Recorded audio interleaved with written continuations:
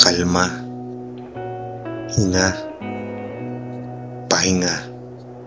Baka ito muna ang kailangan mo ngayon.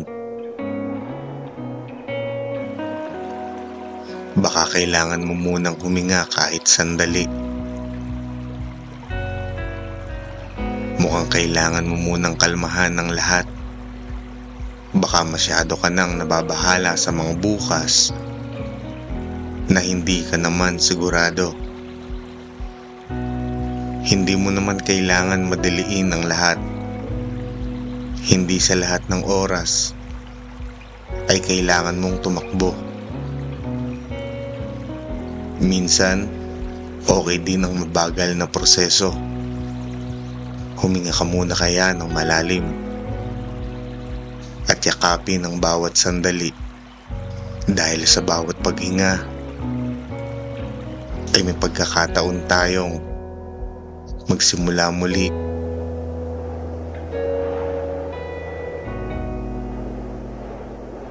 Watchers don't do and doers don't watch. So let's get to it. Let's get it done. Step it up a notch. We can do it. We can get it done. 'Cause we're doers and doers don't watch.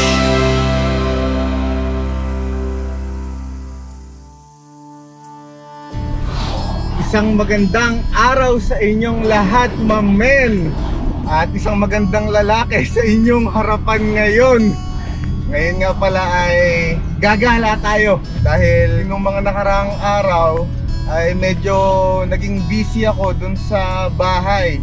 Saka isa rin sa mga dahilan kung bakit medyo madalang tayong mag-upload ngayon, dahil yung bunso kong anak ay hinihiram ko tuwing Biyernes, tapos hanggang Sunday siya sa akin. Kaya sinusulit ko yung panahon na makapag-banding kami. Pero may plano tayo sa mga susunod na panahon.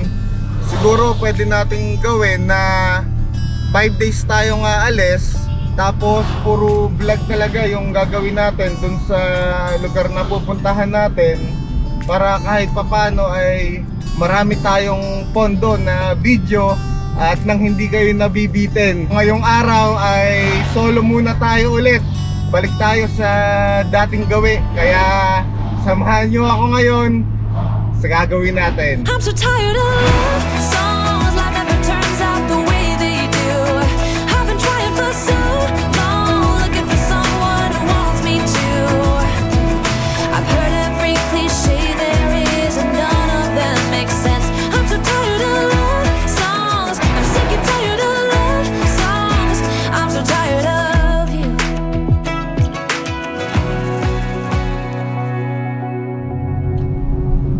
Buti ay nakikisama sa atin ng panahon.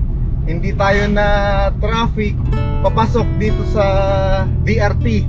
Ayan, bumalik tayo sa DRT ngayon dahil nga sabi ko sa inyo nung nakaraan ay meron din na magagandang lugar dito na pwede nating bisitahin. At syempre, para din nga masilip nyo yung mga tourist spot dito sa amin sa Bulacan. At isa pang maganda ngayon ay nakikisama sa atin ng kalangitan dahil medyo makulimlim ngayon. Pag ganitong panahon ay masarap talaga ang mag-camping at mag-overnight kung saan-saan.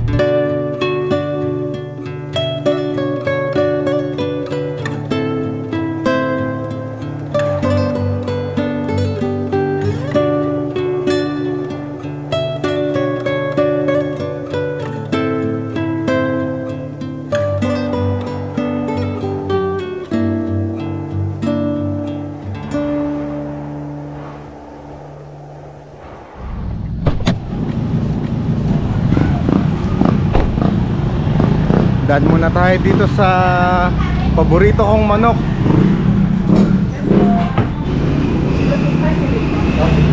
Ano pangalan mo pala, ate? Oh, Ebon. Si ate nga pala yung pinila natin nakaraan. Hindi ko natanong yung pangalan mo. All goods. Sa tingin ko naman ay nabili na natin lahat ng kailangan natin. nakabili na rin ako ng kape para inumin natin pagka nandun na tayo sa spot, dahil napakasarap talagang mag-chocolate o kape o kahit na ano pa yung iniinom mo pagka nasa nature ka, kasi ay napakasarap ba, tapos nakaupo ka lang habang pinagmamasdan mo yung magandang tanawin. Kaya kayo din pumasyal rin kayo sa nature pagka may pagkakataon at tumatakbo yung oras natin dito sa mundo. Huwag nyo hayaan na masayang lang na nakakulong kayo sa puro trabaho ng trabaho. Kaya bigyan nyo minsan ng oras yung sarili nyo para mag-enjoy at kumonek sa kalikasan. Are we at the end or are we at the start? 129 beats per minute from my heart. Anywhere we go is where I long to roam. Night or day, I'm taking you all the way. 'Cause my heart screams, let me carry you home. Okay, andito na tayo sa spot natin ngayon. Laki na ng pinagbago nitong lugar. Marami ng mga semento. Dati ay wala pang masyado, pero ramdam na ramdam mo pa rin naman yung nasa nature ka. Kasi yung kabila na yan ay campsite yan. Pag may dala kayong mga tent or hammock ay pwede kayong pumesto dyan. Ayan, babay sa inyo, ingat kayo pag-uwi. Ayan, mga bago nating kamamen dito sa Bulacan. Itong hanging bridge na to, dati ay wala naman, ngayon ay meron na. Mas mapapadali yung pagpunta nyo doon sa kabila. Dati kasi nung mga unang punta ko dito, yung dadaanan nyo ay dun pa sa part na yon, yung tinuturo ko na yan. Mukha namang matibay itong dinadaanan natin, saka may bakal naman. Ayan, medyo nanginginig yung tuhod ko. Ganda pa rin talaga nung lugar na to. Napangalagaan nila yung ganda ng paligid. Kaya kung kayo ay gusto nyo ng tahimik na spot pagka magka-camping kayo, ay pwede itong puntahan at bisitahin. Ang pangalan nga pala nito ay Sentro ng Bato. Tapos mura lang rin ang entrance dito, 60 o 80 pesos. Medyo nakalimutan ko na kasi nga ay matagal-tagal na tayong hindi nabisita dito. Ayan, follow na natin yung lugar ngayon. Kahit pa paano pa naman ay ma-enjoy pa natin yung napakagandang spot dito sa Sentro ng Bato, dahil medyo may liwanag pa naman. Pero siguro ay bukas na tayong maligo dito. Tingnan nyo naman kung gaano kalinaw yung tubig, men. Pero hindi pa yan yung sagad na linaw niyan. Kasi nung mga nakaraan nga ay nag-uulan. Kaya kung pansin nyo ay medyo may parang burak ata yan. Pero mamaya yan or bukas ng umaga, mawawala na rin yan, dahil tatangayin na yan papunta dun sa malayo. Siguro ay mag-setup muna tayo ng tarp natin para kung sakaling umulan ay ready tayo.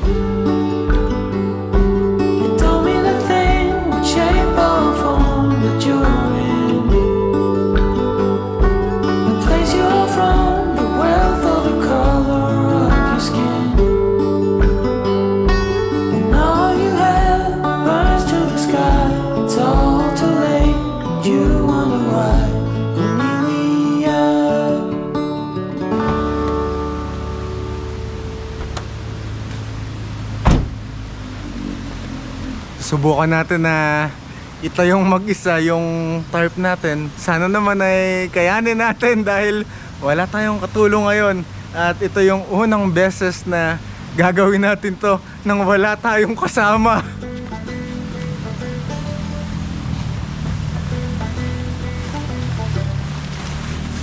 Malakas naman ang loob ko na makakaya natin to.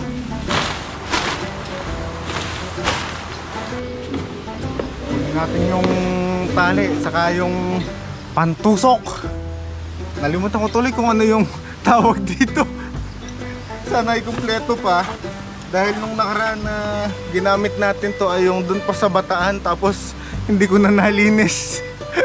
Kaya medyo maputik-putik pa siya ngayon. Pero magagamit naman natin yan kahit na medyo putik-putik pa siya. Tara, samahan niyo muna ako. Kinakabahan ako itayo to. Hindi tayo magmamadali. Enjoy natin yung gagawin natin ngayon, ha? Siguro ay doon ko na lang sa ilulusot yung tali na to. Tapos may mga poste naman dito nung kubo. Doon na lang natin siguro ikabit. May pusa. Naalala ko tuloy si General. Ayan, General na mukhang pusa. Relax. Wala tayong hinahabol na oras. Kaya okay lang kahit abutin tayo ng 1 oras. Sana naman ay tama tong ginagawa natin para hindi tayo mapagtawanan, ano?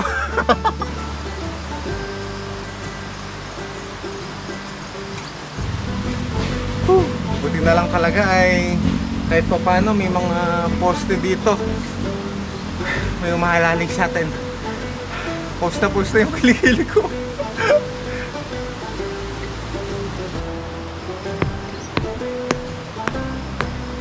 Wala tayong martilyo eh. Gumamit na lang tayo ng bato.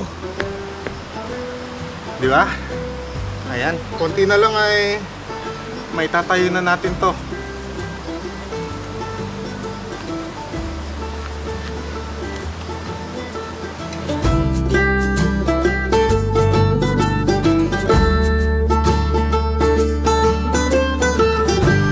Hinga muna tayo ng konti. Katatapos ko lang na itayo itong tarp natin. Medyo matagal din. Halos inabot tayo ng 1 oras mahigit para lang magawa to. At buti na lang ay nagawa naman natin ng tama sa tingin ko. Yung unang pagkakataon na bubuin natin to ng mag-isa. Sa tingin ko naman ay hindi papatak sa atin yung ulan. Dahil papunta naman dito sa likod, pababa yung tarp natin. Kaya kung uulan man ng malakas ngayon, ay may pagbababaan ng tubig. Nakakapagod pala. Marami pa kasi tayong hindi alam talaga at kulang dito sa kagamitan natin. Pero sabi ko nga sa inyo, kahit na maraming kulang sa atin, ang mahalaga ay nagagawa na natin sa ngayon yung gusto natin. Ayan, tulad nitong pinggan na gamit natin ngayon. Ito ay yung nasa bahay namin. Tapos kinuha ko lang para kahit papano may magamit na tayo pag nasa ganitong lugar tayo at nagka-camping. Kaya yung mga nagtatanong kay Mamen na ano daw ba yung dapat na gamit pag mag-start ka na mag-travel o mag-camping, kailangan mo lang naman kung ano yung mga nasa loob din ng bahay nyo. Halimbawa, kawali o gasol, nakagaya nung sa atin na super kalan, pwede nyo nang simulan yung pagka-camping nyo. Hindi naman kailangan na mamahalin yung gamit nyo kung wala pa talaga kayong pambili. Okay na muna yung mga nakikita nyo lang din sa loob ng bahay nyo. Ang mahalaga naman ay ma-enjoy natin yung presensya ng kalikasan at tahimik na pagka-camping. Kaya simulan nyo na ang mag-camping kahit na kulang-kulang yung gamit nyo, ha? Gaya nyo si Mamen, di ba? Hindi naman mahalaga kung pang-camping ba yung gamit nyo o hindi. Basta gawin mo kung saan ka magiging masaya. Basta wala kang inaapakan na tao o nasasaktan na tao, palagi mong gagawin yung gusto mo. Painit muna tayo ng tubig para kahit pa paano ay mainitin yung sikmura natin. Saktong-sakto sa panahon ngayon dito, umaambun-ambun na. Ang napakasarap na klima pagka ikaw ay nagka-camping, yung ganitong medyo maulan-ulan, yung habang nakatambay ka na ganito sa campsite o dun sa lugar kung nasaan ka man, ito yung pinaka masarap.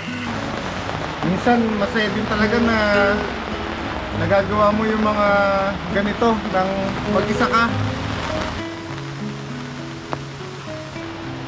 Kumain na tayo at hindi ko na talaga kaya. Ayan. Tumapon yung gravy. Ito yung dinner natin ngayon. Hindi tayo magkakanin dahil kailangan na nating mag-diet.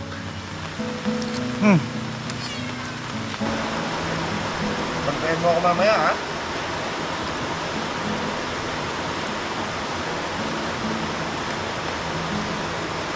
Ito pa. Malaki.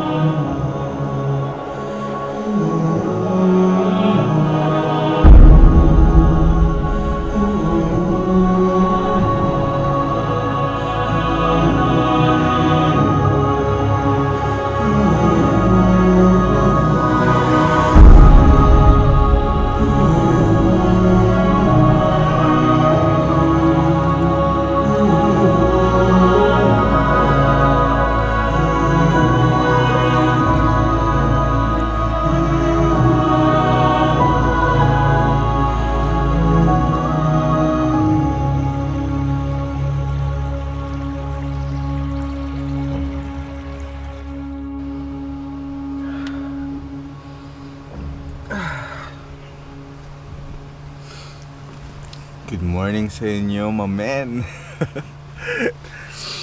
Grabe. Sobrang sarap ng tulog ko kagabi. Tuloy-tuloy talaga siya. Tapos hindi ako nagigising kagaya ng mga nakaraang araw na nandun ako sa bahay na putol-putol talaga yung tulog ko. Ngayon ko lang ulit naranasan na pagkatulog mo ay umaga na yung gising mo. Sobrang sarap sa pakiramdam. Ito nga yung sinasabi ko sa inyo, na minsan talaga ay masarap matulog sa ganitong kalikasan. Dito ka talaga marerelax ng husto, makakampante yung utak mo. At ayun nga, yung tulog natin ay talagang tuloy-tuloy. Wala na akong pakiramdam kagabi sa paligid kung ano ba yung nangyayari. Pero safe naman tayo dito. Dahil nga dati pa naman tayo pumupunta dito. Ngayon lang tayo ulit nakabalik. Kaya sigurado ako na safe tayo dito sa sentro ng Bato. Sa mga nagtatanong pala kung mainit daw ba dito sa sasakyan natin pag natutulog tayo, ang sagot ko sa inyo ay hindi. Dahil meron tayong maliit na ventilador dito sa loob. At buti na nga lang din ay may Blue Yeti EB3A tayo na talagang nagagamit natin sa mga ganitong sitwasyon pag nagka-camping tayo. Ngayon siguro ay gumawa muna tayo ng chocolate natin para mainitan yung tiyan natin bago tayo maligo dito mamaya. At sulitin yung napakagandang lugar na binalikan natin.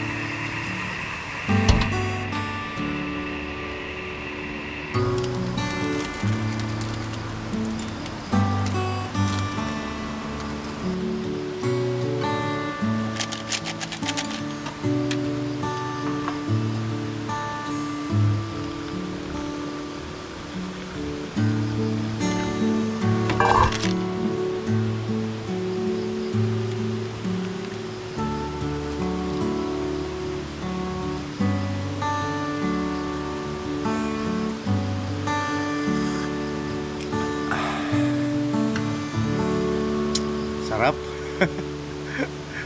Sarap talaga ng tsokolate pagka umaga. Medyo nagbabawas na nga kasi tayo sa kape ngayon, kaya mag-chocolate muna tayo.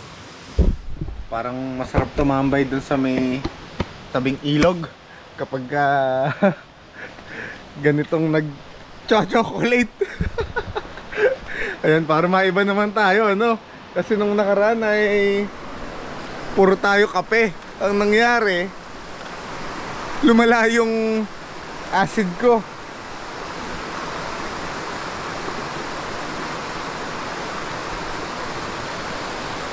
Solid talaga. Napakasarap na ito yung bubungad sa'yo pagkagising mo, di ba? Ganyang kagandang kailugan. Nakaka-relax talaga. Tapos sabayan mo pa ng pagsikat ng araw.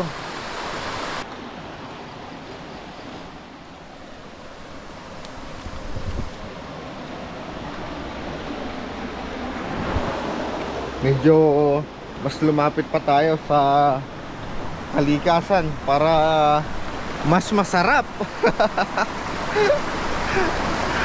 Ang cool nito nasa likod natin, no? Parang may swimming pool. Tapos yung tubig niyan ay dito mismo nanggagaling. Kaya fresh na fresh. Woo!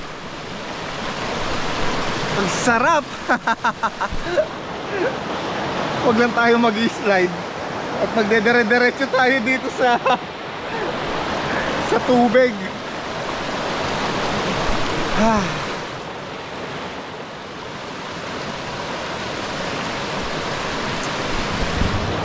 Naalala ko tuloy nung nagsisimula akong mag-vlog. Dito yung unang camping ko noon.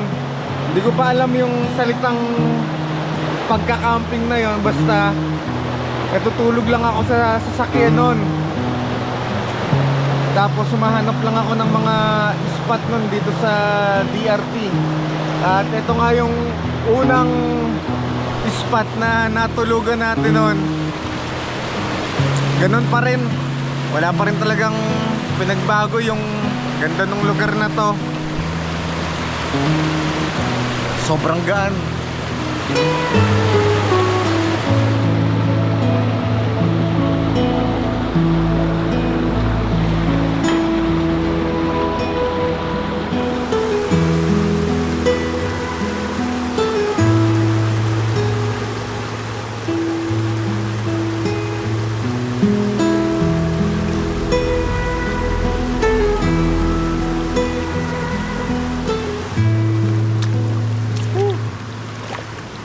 Lamig.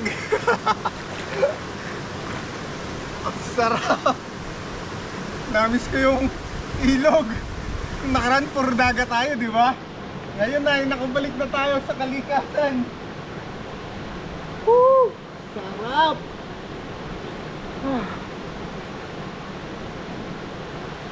Nakakagaan ng pakiramdam. Nakaligo rin tayo sa wakas.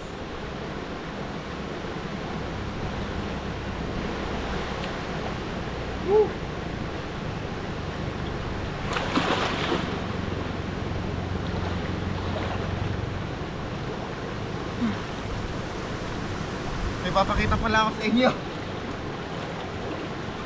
May lalapitan tayo sa part doon na mini falls. Pero alam nyo ba na dito sa DRT ay marami ring falls na bibisitahin natin sa mga susunod na araw. Ililibot ko kayo dito para masilayan nyo yung mga pinagmamalaking falls ng DRT Bulacan. Sa tingin ko naman ay hindi tayo lulubog dito ng gusto. Ayan, hanggang dito lang. Kahit bata ay kayang-kaya dito. Medyo marami nga lang na mga bato dito sa ilalim, kaya kailangan natin na kapakapain muna. Dahil baka mamaya madulas tayo, mabagok tayo. Ala na, game over na. Ending na yung kwento dati, di ba? Kaya palagi tayo nag-iingat dapat. Ito yung sinasabi ko sa inyo na maganda. Woo! Napakasarap. Nakakabuhay.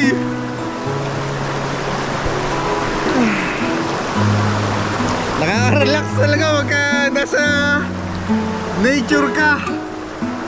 Ito yung kasiyahan na di mo talaga mapapantayan ng pera, men. Kaya hanggat malakas ka pa at kaya mo pa, sulitin mo na. Hanggat kaya mo mag-travel, mag-travel ka na agad.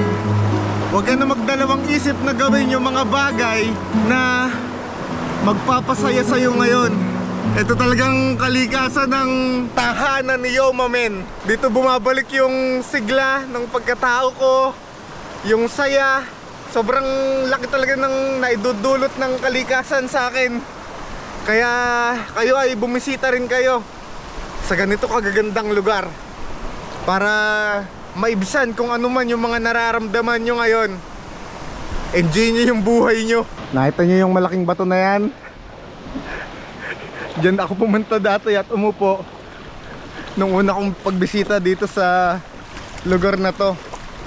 Pupuntahan natin yan ngayon. Titingnan natin yung pakiramdam kung ganun pa rin pag umupo ako dyan. Pero ang maganda lang, kung babalik na tayo dyan ngayon, ay mas masaya na ako ngayon. Mas buhay na yung pagkatao ko. Ang sarap dito pumwesto. Halika, testing natin. Mahiga tayo sa dalaguyan ng tubig. Tinatangay ako. Ayan. Sarap. Nakaka-refresh talaga yung tubig ng ilog. Lalo pagka malamig na ganito, talagang magiging hawahan ka. Umakit na tayo dito sa taas ng bato na favorite kong tambayan dito. Let's go! Huwag lang tayo talagang madudulas kasi kung makikita nyo naman, medyo maraming bato talaga at matatalim. Kaya nagdadahan-dahan lang ako. Yan. Iya. Ayan yung buong paligid nitong pwesto natin. Ang sarap talaga. Sobrang sulit na naman yung biyahe natin. Umpo muna tayo dito at baka malaglag tayo, ay delikado. Ang sarap mag-relax pagka nasa ganitong lugar ka talaga. Hindi lang masasabi ko. Kaya madalas ay nasa nature lang rin ako. Magiging masaya ka talaga dito. Simple lang naman talaga magiging masaya, di ba? Gawin mo yung gusto mo. Huwag kang magpatalo sa mga negatibong nangyayari sa buhay mo, dahil walang maitutulong yan sa pag-angat mo. Kaya hanggat may pagkakataon ay layuan at umiwas kayo sa mga negatibong tao na nasa paligid nyo. Pangalagaan nyo yung sarili nyo at yung kaisipan nyo. Maraming bagay dito sa mundo na makakasagot ng mga pinagdadaanan natin at kalungkutan natin. At isa na nga tong nature. At wag nyo nga kalimutan na humingi ng tulong sa Panginoon sa oras na kayo ay may pinagdadaanan. Dahil isa rin yon sa magbibigay ng kapayapaan sa isip natin. Magdasal kayo Tapos sabay nyo ng pagpunta sa ganito kagandang lugar. At makikita nyo pa yung isang magandang lalaki na kagaya ko ay talaga nga namang mabubuhay at makakaramdam kayo ng kapayapaan sa sarili nyo, di ba? O siguro ay dito ko na lang muna tatapusin yung episode natin ngayon. Maraming salamat sa suporta at pagmamahal nyo kay Yo Mamen.